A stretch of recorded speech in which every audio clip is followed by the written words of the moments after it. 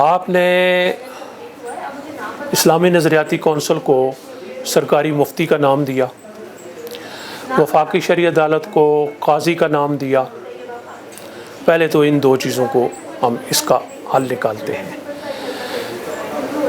اسلامی نظریاتی کونسل کی حد تک ایک وفاقی مفتی چٹخارے کی خاطر ہم تھوڑی دیر کے لیے کہہ لیتے ہیں، واقعتاً یہ مفتی ہے، کیونکہ مفتی کی رائے انفورسیبل بائی لا جسے کہتے ہیں نا، قابل نفاذ، قانون کے جبر یا قانون کے آئینی ہتھوڑے سے نافذ نہیں ہو سکتی۔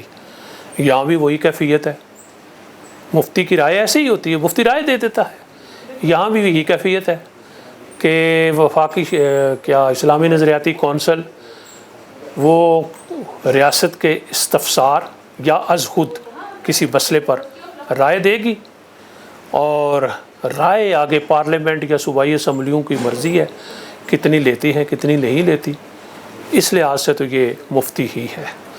لیکن جو آپ نے وفاقی شرعی عدالت کو ایک ریاستی مفتی کا کردار دیا، ریاستی قاضی کا کردار دیا، یہ کچھ زیادہ صحیح نہیں ہے، کیونکہ ہر وہ سول جج سے لے کر چلے جائیں اور اوپر قاضی القضات یعنی چیف جسٹس سپریم کورٹ تک، تو یہ سارے ریاستی قاضی ہی کہلائیں گے، کیونکہ اس کو جوڑیں اپنے آئین کے آرٹیکل 227 کے ساتھ کہ کوئی قانون قرآن اور سنت کے منافی نہیں بنایا جائے گا۔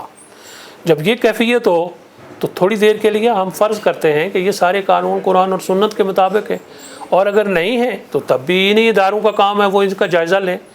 تو اس لحاظ سے ایک سول جج سے لے کر ہمارے قاضی القضات، چیف جسٹس آف پاکستان تک، یہ سب ریاستی قاضی ہی کہلائیں گے، چاہے آپ ان کو سول جج کا نام دیں، سینئر سول جج یا سیشن جج یا جو مرضی کہیں۔ تیسرا اور آخری سوال انہی سے آپ نے جوڑ کر کیا تھا کہ یہ اسلامی جمہوریہ پاکستان ہے تو کیا یہ دارالسلام، کچھ اس طرح کا سوال تھا، ایسا ہی تھا نا، کیا اسے دارالسلام کہہ سکتے ہیں؟ دیکھیے، یہ جو اصطلاحات ہیں نا 100-500 سال پیچھے کی، دارالسلام، دارالکفر، دارالحرب، دارالصلح، اس سے ملتے جلتے اور کئی نام ہیں، یہ متروک ہو چکے ہیں۔ اور یہ اس زمانے میں تھے جب اسلامی ریاست چاہے خلافت کے نام سے ایک خطے میں ہو، چاہے ہزاروں میل دور اندلس میں چلی جائے، بہرحال وہ ایک اسلامی ریاست ہی کہلاتی تھی۔ آج کل دور ہے وطنی قومیت کا۔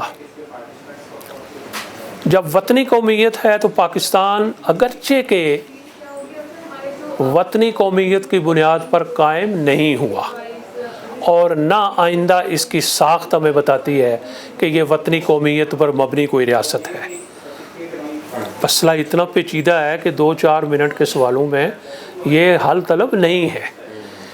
اگر اسے ہم دارالسلام قرار دے دیں تو اس کا اگلا نتیجہ یہ نکلتا ہے کہ دنیا کے جس کسی حصے سے مسلمان مقہور یا معتوب ہو جائیں تو ان کو یہ حق ہمیں دینا پڑے گا کہ وہ بغیر ویزے کے یہاں آ جائیں۔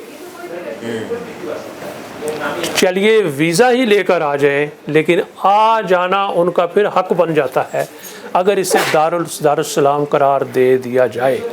اور اس کی اگر میرے معلومات کی حد تک میں مثال دینا چاہوں تو وہ اسرائیل ہے۔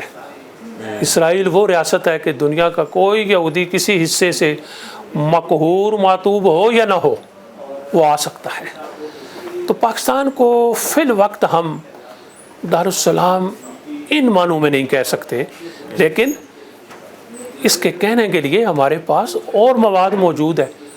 آج کل کی وطنی قومیت یا قومی ریاست کے حساب سے ہم اس کو ایک وہ نہ کہیں، لیکن اس کا سرکاری نام اسلامی جمہوریہ پاکستان نہایت کافی ہے۔ اس کا آئین اس کو اسلامی ریاست قرار دیتا ہے۔ ہم آج کل کے تناظر میں اسے ایک اسلامی ریاست کہیں گے۔ دارالسلام کہنا خاصا پیچیدگی کا باعث بن سکتا ہے۔